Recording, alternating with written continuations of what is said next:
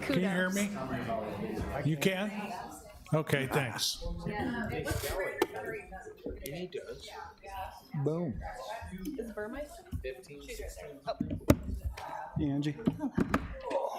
Okay, we're going to get started here shortly. If you would, just go ahead and silence your cell phones now before you forget later. And that will be helpful.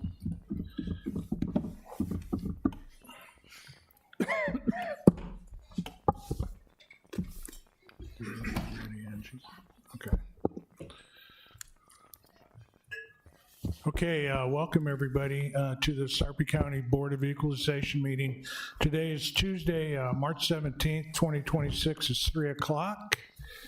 Anyone wishing to speak either during the public open comment or on a specific agenda item, we ask that you please sign in with the county clerk if you haven't already. Anyone requesting to speak on a specific agenda item, please notify Tabby Bellucci sitting right here to my left in the lower chair down there. In attendance today, well, we'll hold this meeting in accordance with the open meeting rules of Nebraska. They're posted on the north wall of the boardroom. Today we have all 5 commissioners present, our deputy county treasurer, Jason Carter, and our county assessor, Dan Pittman. If you would, please stand and let's do the Pledge of Allegiance. I pledge allegiance to the flag of the United States of America and to the republic for which it stands, one nation, under God, indivisible, with liberty and justice for all.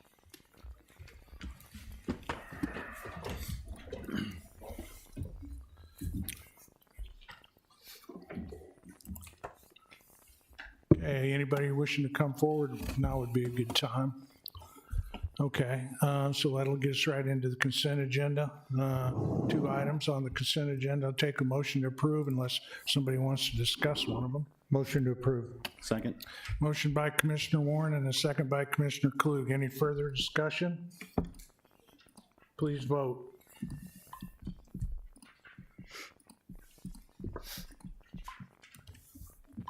Motion passed. Okay, 1 item on the regular agenda, it's tax correction 17764. Any questions for our county assessor? Motion, please. Motion to approve. Second. Motion by Commissioner Klug and a second by Commissioner Burmeister. Any further discussion? Please vote. Motion passed. Okay, no need for an executive session, so all agenda items have been addressed as published and the Board of Equalization is adjourned. And we'll reset for the Board of Commissioners. Ready? Okay, welcome everybody to the Board of Commissioners meeting. It's March 17th, 2026 at 3:02 p.m. Copy of the Nebraska Open Meeting Act rules are on the north wall of the boardroom. We've got all 5 commissioners here, our county administrator, Bonnie Moore is here, and Tabby Bellucci is here representing the clerk's office. If anybody wants to come forward, as I stated previously, you might want to just go ahead and move forward now and make sure that the clerk has your name. We're going to go first with the administrators and with the administrator and commissioner's comments. We'll start with you, Commissioner Mixon. Just a happy St. Patrick's Day to everyone. Some of us are Irish and some aren't. I'm not, but I do put a little green on for those that are. And I have a little note for the Sarpy County Commissioners. It's a thank you note from Don Preister. He contacted me a while back. They were planting trees for fallen veterans and first responders from our community. They were planting trees in Hastings Banner Park up off of 48th and Giles. And so we were able to, the county was able to come up with some funds to help offset the cost of the trees for that project. I just want to share with you the note he sent to me, or he said, "Dear Sarpy County Commissioners, thank you for your help with financially sponsoring our Sarpy County Heroes Memorial Forest in Banner Park, Bellevue. The 50 trees are all purchased, paid for, and have been planted. Thanks for your help. Each tree represents a fallen veteran or first responder lost in service from Sarpy County. Our dedication will be next year with recognition. Thank you. Gratefully, Don Preister. Don's head of the Green Bellevue Committee as well, and I figured, well, what better day than celebrating with the Irish? We can all shed some green forward. Thank you. Thanks, Commissioner Mixon. So I've got you beat just a little bit. I just looked up on Ancestry. I'm a little less than 5% Irish, so as well as a little less than 5% of everything else in the entire world. So You're a pound puppy. I'm a true mutt. Do you have anything, Angie? Just note that there's a bad accident down on 72nd and Cedardale, so you might want to stay away from that intersection for the next hour or so, and prayers that those people are okay down there. Great. Thanks for that. Gary Okay. covered it, thanks. Okay, yeah, I'd like to give a shout out to our county clerk's office, who came into work on a weekend to issue passports, and the response was overwhelming. And we learned a lot. People like coming in on the days they don't have to work. And so when we hold these in the future, the clerk's already sent the board out an after-action report, and maybe incorporate some of those ideas and make it a better event next time. Bonnie? No comments, thank you. Okay, that gets us right into the agenda then. We have 5 items on the consent agenda. Would any of the commissioners like to see any of those items move to the regular agenda? If not, we'll take a motion to approve as published. So moved. Second. Okay, a motion by Commissioner Burmeister and a second by Commissioner Klug. Please vote. Motion passed. Okay, on the regular agenda, 3 items. The first one is 6.1. It's amended resolution 55, authorizing payment of RPL Utility LLC payment application for 60th Street for Cave Part Road to Highway 370, project C7713-02. This was tabled from February 24, 2026. Formerly, it assessed liquidated damages against RPL Utility LLC. LLC's payment application for 60th Street from Capehart Road to Highway 370, project C77. The amended resolution waives those liquidated damages. Zach Hergenrader, County Engineer. Yep, as you stated, this one's related to the construction on 60th Street. Are there any questions for me? Questions for the engineer?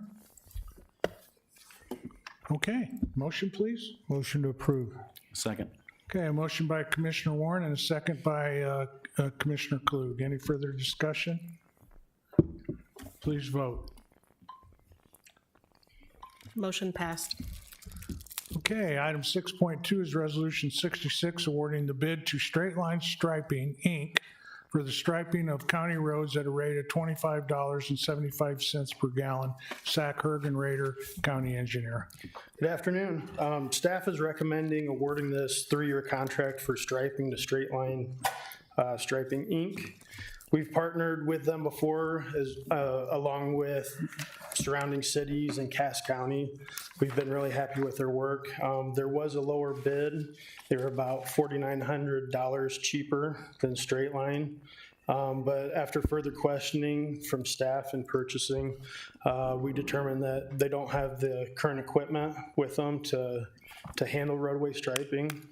And they haven't performed striping on active roadways before, and we believe that would cause a safety issue.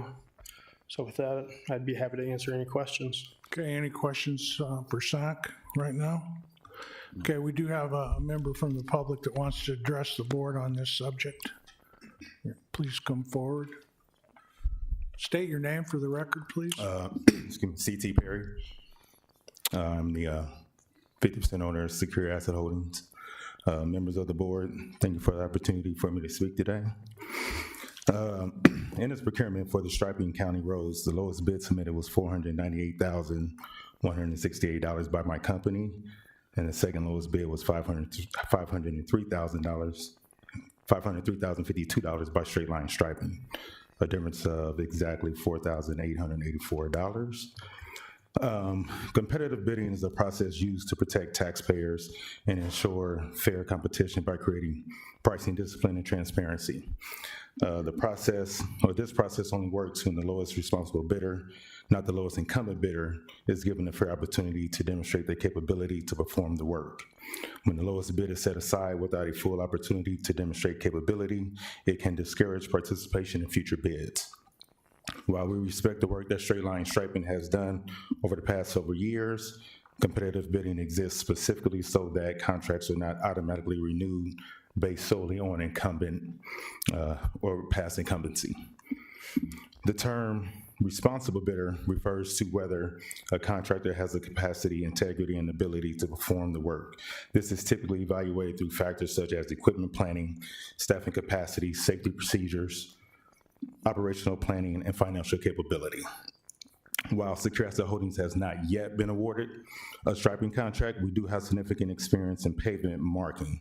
The core skills, specifications, and safety procedures involved in pavement marking and road race striping are fundamentally the same. The primary difference is project scale. This contract also serves multiple counties and communities, meaning the work will take place across several communities and jurisdictions. Because this contract serves multiple jurisdictions, maintaining open and competitive bidding becomes even more important to ensure the best value for taxpayers across all participating communities. It was noted that the lowest bidder does not currently own road race striping equipment. While the equipment has not yet been purchased, it is common in public works contracting for contractors to secure specialized equipment after contract award and once project timelines and financing are finalized. Our company has already identified the required equipment and is fully prepared to purchase it immediately upon award. It was also stated that the county did not recommend awarding Secure Asset Holdings the contract because they do not want to place project or their partners at risk. However, public procurement processes already include safeguards specifically designed to manage that risk. These protections include performance bonds, insurance requirements, and contractual obligations that ensure the work is completed accordingly to the county specifications. The performance bond in particular protects the county and its partners by guaranteeing completion of the work or providing financial protection if the contractor fails to perform. Secure Asset Holdings is proudly local to Omaha. We're veteran-owned and women-owned. Our company takes pride in building relationships through reliability, hard work, and service to the communities where we operate. And in closing, please remember, no company can become a road striping company without first being awarded a road striping contract. That's all. Does anybody have any questions or comments? Thanks for a very good presentation. I'm going to make a motion that this be put off for at least a week so that they have a chance to visit with the engineer. What is your experience in road striping? In road striping in particular, this will be our first road striping contract. As far as striping itself, it's pretty much we putting paint on the pavement or on the ground. Right. So we've done jobs from as big as Walmart's, Target's. Our biggest would be Metro Crossing over in Iowa, as far as land-wise, I guess, to churches, to small buildings. We've done school districts before, so we have a lot of experience in striping itself. But this will be our first road striping, yes. All right. So that experience, oh, sorry, Jim, go ahead. Well, go ahead. I was just gonna say that experience that you have is in marking just different areas, not open roadway. Is that the difference? Am I understanding? Yes, yes. And then I believe you guys should have packets of the equipment that we will be using. We're using the same Graco style equipment, which those are, the way that company works is everything translates over to all their products, all their pumps, all their sprays, and it's pretty. So is your staff familiar with the equipment that you're going to purchase? Should you be awarded So this? the equipment so when we purchase the equipment, it's called a Road Blazer Option 12. The rep from Graco will come down and spend anywhere from 4 hours to 2 days, 3 days, however long it takes for us to use that equipment. We'll install it, and then we'll practice, so on and so forth with that. And then, as far as safety is concerned, Zach, you had mentioned something specifically about that. Are there specific policies or procedures that are supposed to be followed by companies that are doing road striping as far as putting down cones or having a truck following with the lights, et cetera, okay. Yeah. Which was that a question? that I Council- guess either or if you're. Which I figured we would have a pilot truck, have cones. We have a 6 to 8 man crew. If I need more, I can get more. But that's was kind of the plan for that. Unless there's something more that they would like to share and how they would want us to do it, we can follow directions. You mentioned bonding, the bonding. Yes, Was there a bond requirement? there is a bond requirement on it. Yeah. What was the bond I requirement? believe it was for the job itself. Yeah. Yeah. Is it like a dollar amount or? Yeah, it was 100% of the contract, right? Yeah, 100% of the contract. 500,000, Yes. which basically means if you fail to complete the work, the county isn't on the hook to pay you? No, I'm on the hook for that 500. Yeah, okay. You know, we used to, when we'd award road projects, I don't know if it ever made much sense, but we used to open the bids right here in the boardroom. And then that way the Board of Commissioners could know what the bids were, what companies made them, whether they bonded it or not. You know, sometimes it wasn't required, but some would just bond it as an additional assurance. And then we'd refer it back to the county engineer for, you know, for review and recommendation. And we got away from that, and I'm not sure why. I mean, it might have been required by state statute, and I think that requirement went away. So we haven't even seen, we don't get a chance to look at the bids until they come before us for approval. Right. So I appreciate that you came here and gave us, you know, as Paul Harvey said, the rest of the story. And I think Commissioner Warren's on, you know, I think he's got a good idea here. Let's let you get together with our engineer and see if you can give him assurances that will result in the lowest bidder getting the bid, because generally that's our practice. Okay. I'm prepared for that. So how, go ahead. I have one other question.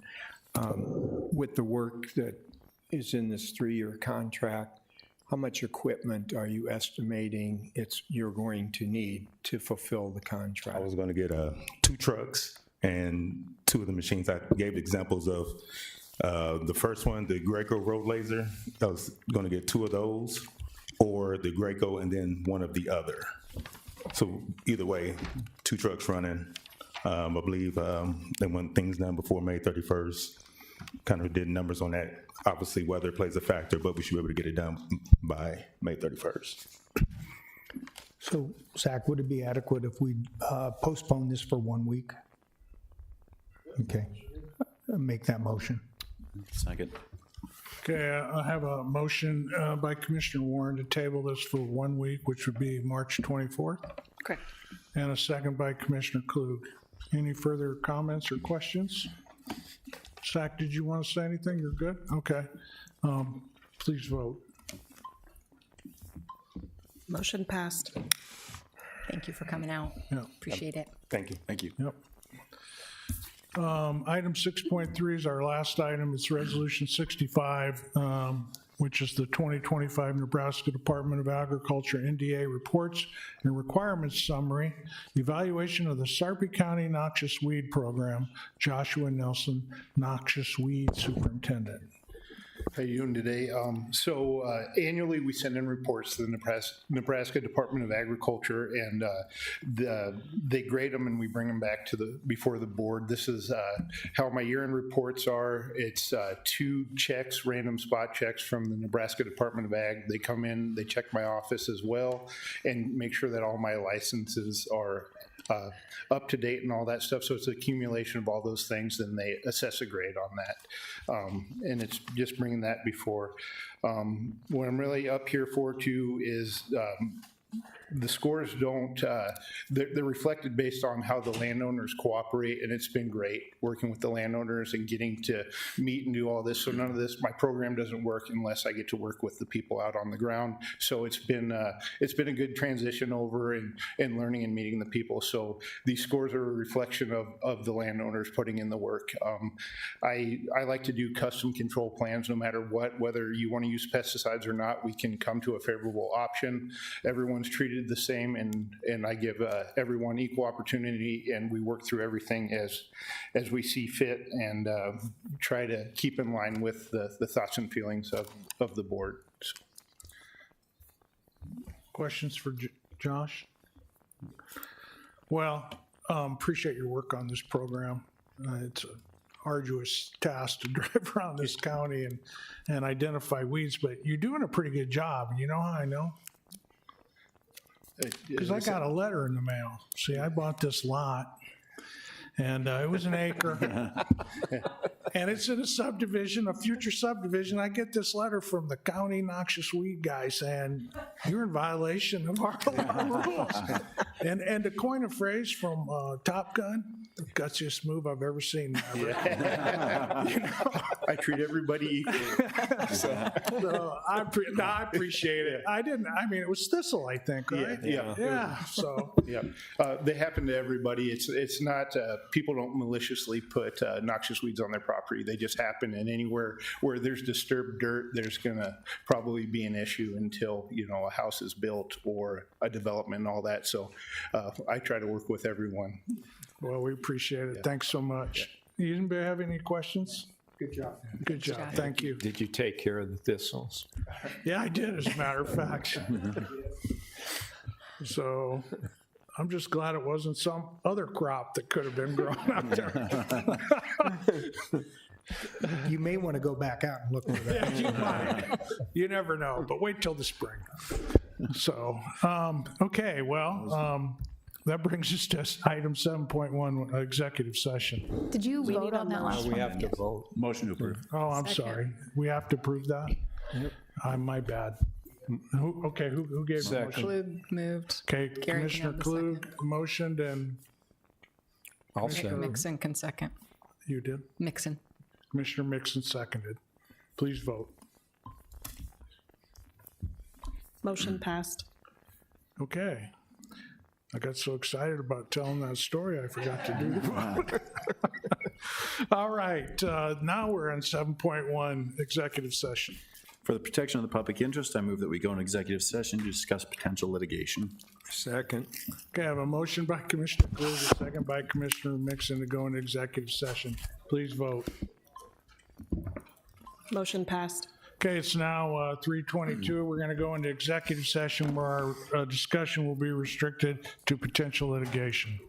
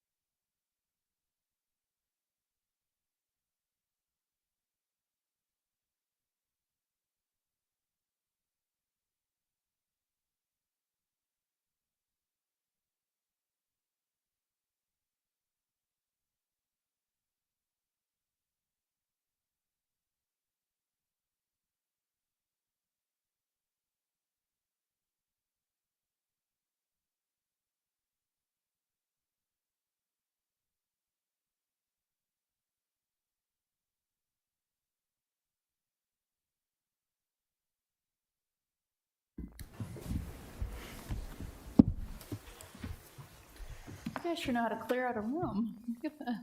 Yeah. Ready? Yes. It's now 4:12 at 3:22. We went into executive session where our discussion was restricted to potential litigation. Need a motion to return to the regular session. So moved. Second. Motion by Commissioner Mixon, second by Commissioner Warren. Please vote. Okay, Motion passed. all agenda items have been addressed as published. The Board of Commissioners is adjourned.